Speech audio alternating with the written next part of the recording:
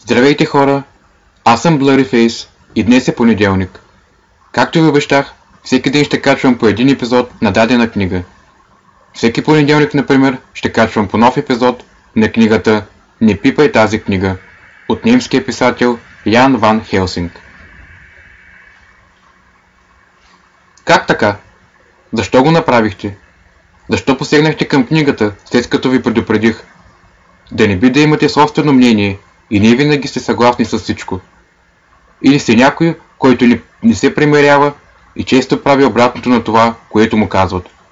Дори и на работното място. Ако шефът ви каже, че иска нещо от вас, ще го направите ли? А когато сте с партньора си, отново ли постъпвате обратно на очакванията? А в спортния клуб, в партията или където и да било другаде? Или просто сте любопитен? Наистина не е изключено тази книга да съдържа нещо, което все още не знаете. Признавате ли, въпреки твърдите си убеждения за живота и бъдещето, че все пак тайно се надявате съдбата още веднъж да ви се усмихне и да се случи нещо неочаквано, което да наруши еднообразието?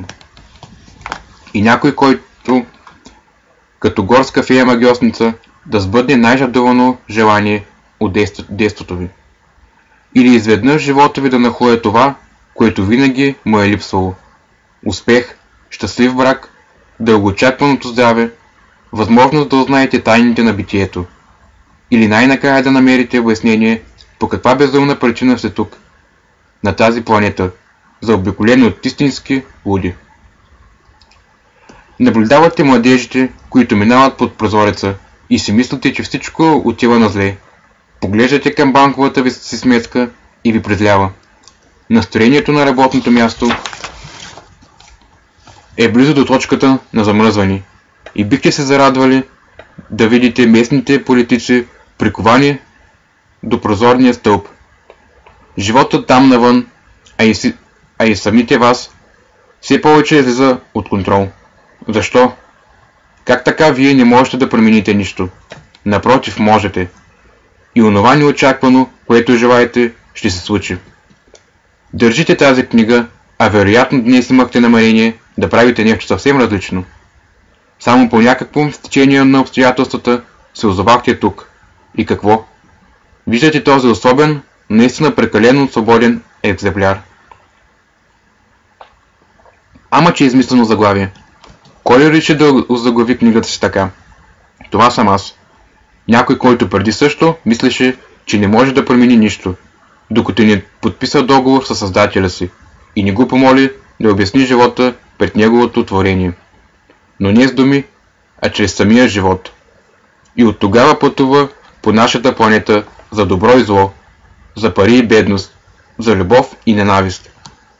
Този някой, моята скромна особа, ви мисли доброто, като някой родител, който предлага съвет на детето си, с надеждата, че той няма да попадне в същия капан като него, и иска да сподели с вас преживяванията и познанията си, част от които със сигурност ще поискате да интегрирате в живота си. Какво ще изберете вие? Не е моя работа, но има и деца, които помнят съветите на родителите си. Как мислите? Дали представата ви за света наистина се основава на собствените ви опитности? Ще издържите ли един по-сериозен изпит? Или много от нещата са попрочетени? Запитайте се и бъдете абсолютно искрени. Нали аз не мога да ви чуя? Наистина ли вярвате на глупостите, които от деца се опитваха да ви набият главата? Например, че човек е произлязъл от маймуната, или че строителите на пирамидите са търкалили каменните блокове, толкова тежки, че днес едва ли има машина, която може да ги повдигне. Надървени валове. Питали ли сте се защо флагът, уж издигнат от американците на Луната, се вее на вятъра, въпреки че НАСА иска да вярваме, че на Луната няма атмосфера и следователно не може да има никакъв вятър? Никога ли не сте си задавали въпроса защо в Германия съществува закон за защита на Конституцията, когато ние изобщо нямаме Конституция? Мислите ли си, че някога Някога защо нашият основен закон не се казва Конституция на Република Германия, а Конституция на Република Германия? Повярвахте ли на всичко, което нашите освободители закочиха в историческите книги? На принципа историята се пише от победителите. Въпреки че за родителите и прародителите ви нещата стояха съвсем различно и в крайна сметка те са свидетели на събитията. На кого вярвате повече и защо? Тези, които вникнаха в предишните ми книги и изследваха интензивно въпроси от подобен характер, вероятно натърпаха до достатъчно underground знания. За съжаление обаче, не знам дали всеки читател познава материята и затова моля инсайдерите за снисхождение. В случай, че следващите страници съдържат неща, които вече са им известни. Нека отново погледнем към общото знание. След като всички държави са дълбоко задължени, неизбежно следва въпросът: към кого всъщност? Знаете ли, че САЩ не разполага със собствена валута, а вместо това доларът се заема от ФЕД, частната емисионна банка на Америка? Известно ли ви е, че поземлената собственост на всички Съединени щати от десетилетия е ипотекирана в нея? Ще тъкнете ли с език? Вероятно едва сега разбирате какво означават думите, написани преди президентските избори на САЩ. Няма значение дали Джордж Буш или Ал Гор ще стане президент. Шеф на емисионната банка е Алън Гринспан. Известно ли ви е, че малко преди да бъде убит, Джон Кенеди искаше да приеме закон, следствие на който САЩ трябваше да приеме да има в бъдеще собствена валута? Както знаем, той беше застрелян. Случайност или е факт, че след стъпването си в длъжност, правата от всички променени на заместника Линкълн бе да отмени точно този законопроект за въвеждане на истински долар, независим от Федералния резерв. Така е, приятели. Наистина ли повярвахте на информацията, че Юрген Мьолмен се самоуби, или че Алфред Харлоайзен, тогавашният представител на Германската банка и съветник Колман Кол, беше убит от рав? Само няколко дена преди трагичното събитие, в интервю за Wall Street Journal, Херхаузен оповести плановете си за възстановяването на източна Германия. За 10 години тя трябваше да се превърне в най-развиващата се индустриална европейска държава. Той говореше за опрощаване на дълговете на третия свят. Същото заяви и през 1988 година на конференция на срещата на най-големите икономически магнати на западното полукълбо. Не се ли очудихте от факта, че взривът, задействан от фотоклетка, би могъл да постигне целта си, само ако автомобилът на Херхаузен премине през него първи? Т.е. че планът не е бил осуетен от никоя друга кола, движеше се пред неговата. Една седмица след атентата, бившият президент на Федералната служба за защита на Конституцията, доктор Рихард Майер, обясни пред германския Бундестаг, че първият автомобил от конвоя на Херхаузен, състоящ се по принцип от 3 превозни средства, е бил отклонен. От кого? Нима от рав? Изобщо доверявали ли се на правителството и на политиците? Защо тогава продължавате да гласувате? Аха, значи сте християнин. Вярвате, че Исус наистина съществувал. Окей. И освен това сте убедени, че Мария е била девица и че Исус е ходил по водата. Или може би сте евреин. Непреклонен сте, че Създателят на всяко битие, творецът на тези милиарди слънчеви системи, лично се е явил пред някой си господин Моисей и една могила в Палестина, за да му тикне в ръцете 2 каменни плочки. Съвсем сериозно.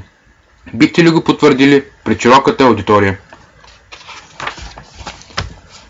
Ах, вие сте мюсюлманин? Да, тогава се питам, дали наистина мислите, че вашият Аллах намира за нормално клиторите на момичетата да се изрязват, жените да вървят винаги зад мъжете а на самоубиеца да се обхваща награда на небето. А не сте ли един от тези, които се присмиват на хората, преживели клинична смърт и смятат, че могат да общуват със своя ангел-хранител?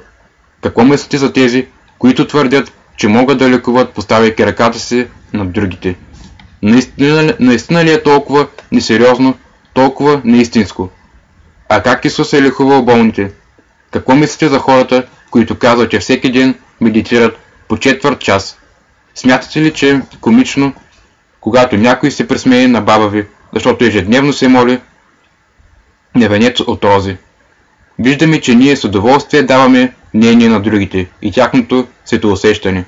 Поставяме под съмнение религиозните представи, дори се подиграваме с тях. Но това, в което вярваме лично, например, че Исус ходил по водата и Мария забременяла, въпреки че останала девица, също така не е толкова непоклатимо сигурно. Не сте ли съгласни?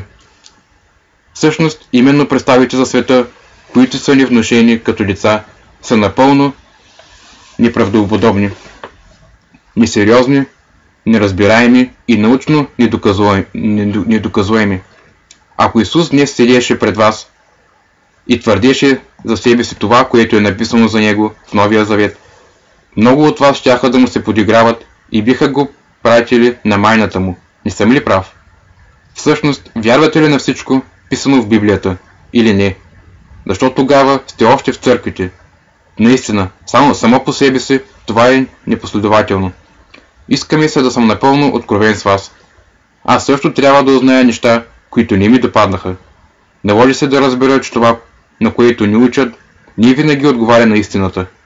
Много хора вярват на казаното по телевизията, на официалните информации за нападението на Световния търговски център, за възникването на СПИН и за чудния ефект на химиотерапията и вакцинациите. Не били ли сте някога навън по света? Искам да кажа така истински, съвсем сам. С Самар на гърба, Сингапур, Атина, Далас, Кайро или в действените гори на Юкатан, насред Сидни, Джакарта или Ню Йорк. Естествено имам предвид не бизнес командировка, а истинска екскурзия, изпълнена с вълнение и неизвестност. Извън виртуална реалност на интернет, на книгите, телевизията или радиото.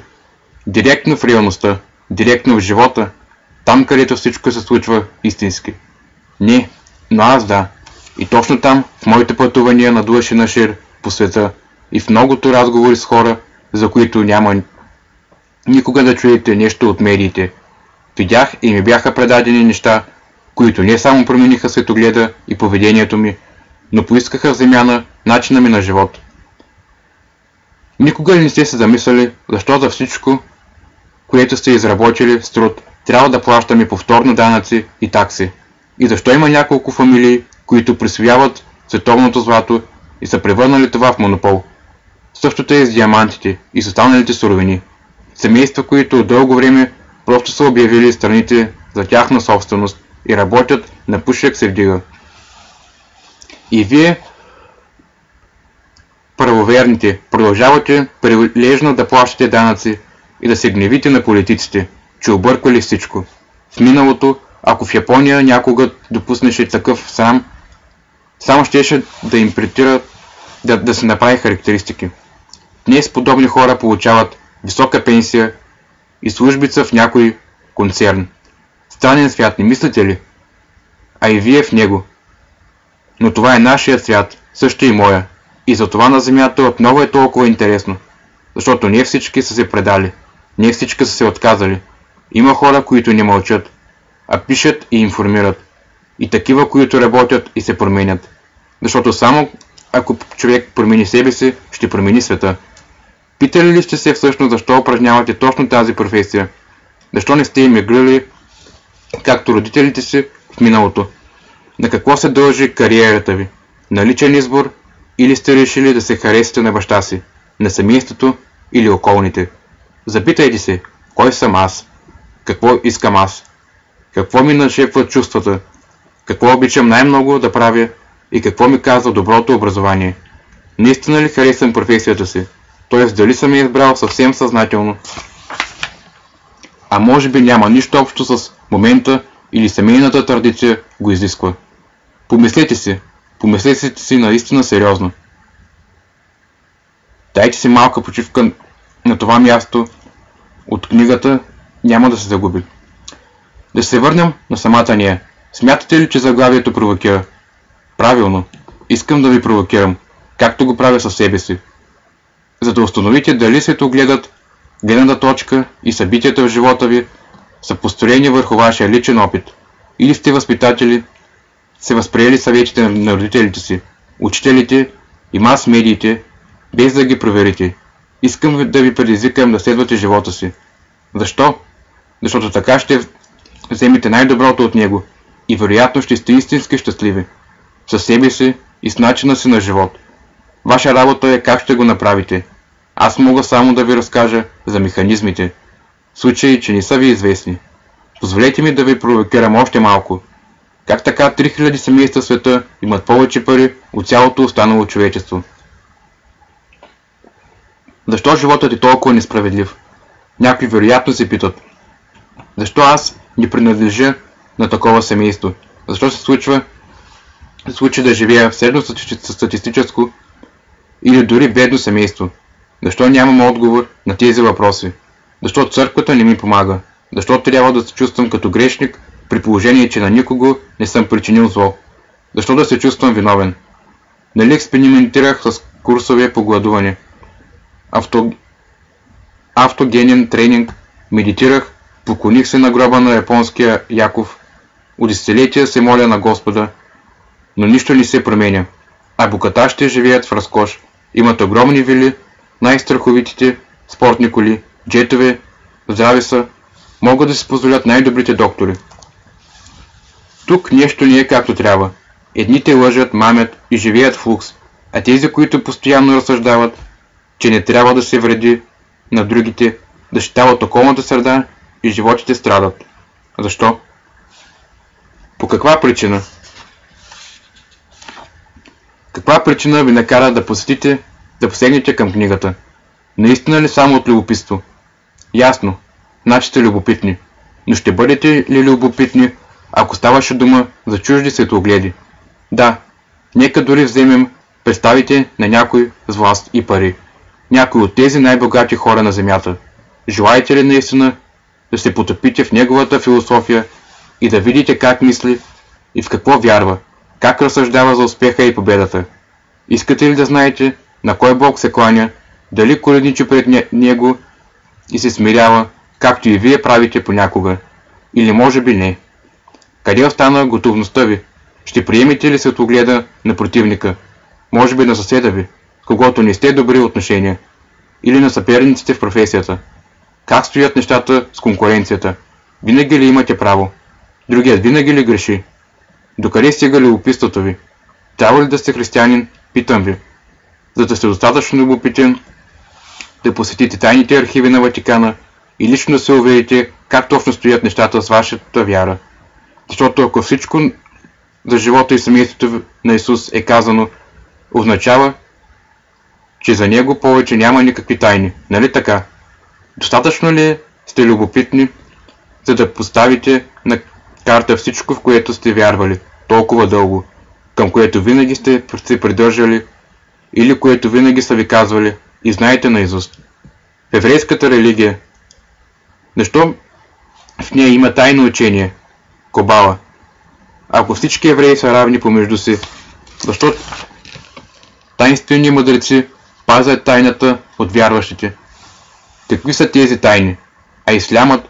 Защо суфите са по-добри мюсюлмани и защо те могат да правят чудеса, които обикновените мюсюлмани не могат? Какво знаете, което е недостъпно за обикновените вярващи? А дервишите? И те са запазвали своите знания през вековете и ги предават само на посветени. Ако сте мухамеданин, питам ви, не искате ли да разберете какви тайни пазят върховните дервиши? Готови ли сте да дадете, да изоставите нещо и да се трансформирате, за да постигнете това тайно познание? Наистина ли можете да поставите под съмнение досегашния си светоглед и да го промените, в случай, че той се окаже незадоволителен или непълен.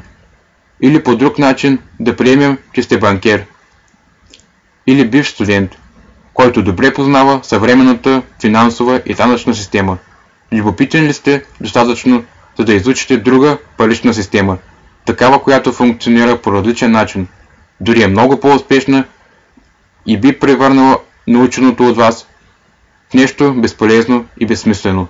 Ако искате да получите окончателни отговори на тези въпроси, ако искате най-накрая да имате успех в живота си, да гледате позитивно и спокойно в бъдещето, естествено има начин да го постигнете. Просто се наблюдавайте докато четете. Обърнете внимание от какво се вълнува душата ви. Дали с напредването на страниците, чувството ви, смелостта ви, готовността ви да рискувате, настроението ви, желанието да вземете в ръце живота си, да предизвикате живота и да намерите себе си, се повишава, или за пореден път се отказвате и се оставите на корабокоширалите. В това отношение книгата, която държите в ръцете си, би могла да ви помогне. Възможно е нещата да започнат да се променят и старите убеждения да се обърнат с главата надолу. Подобен беше ефектът от предишните ми книги. Но ще имам ли достатъчно сила да ви помогна да изградите нова представа за света, основаваща се на факти и най-вече на вашите собствени опитности? Матрица, с която да можете да виждате ясно в живота си и да разпознавате нещата и смело да посрещнете собствените си решения. Днес става дума за следното: да бъдем независими. Независими от политическите доктрини, от цензурираната история, от положение, партии или организации, независими от мнението на родителите и околните. Накратко, да се свободни, да вземаме свободно решение и свободно да се развиваме.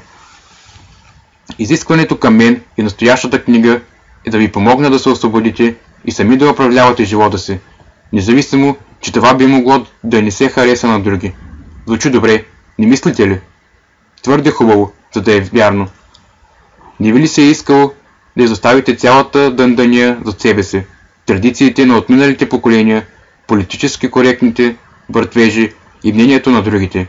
Не сте ли искали поне веднъж наистина да се разкриете, да им покажете това, което се крие във вас? Но по някакви причини винаги сте го изоставили и отлагали, а вероятно го отлагате и днес. Мислите ли, че вече е късно за това? Никога, приятелю, никога. Никога не е късно. Днес е перфектният ден да се случи нещо ново и аз ще ви помогна да стане. Естествено, при условие, че искате да сте майстор. Да творите, да вземате в ръце живота си и не приемате казването, а докоснате книгата. Нека скъсаме с зависимостта си от лекари, верни организации, партии, футболни клубове, мними отминали задължения или, както казва мъдрецът, да приключим с кармата. Единственото нещо, което се иска от вас, е малко да изоставите твърдите си убеждения и да се поставите, да последвате сърцето си. Само това е всичко. Най-лошото, което може да ви се случи, е в края на книгата да се кажете: ох, май наистина не трябваше да я пипам. Но не вярвам. Готови ли сте? Следвайте ми тогава към въпроса: но защо? Това е всичко за този клип. Ако ви е харесал, дайте един палец нагоре и се абонирайте за канала.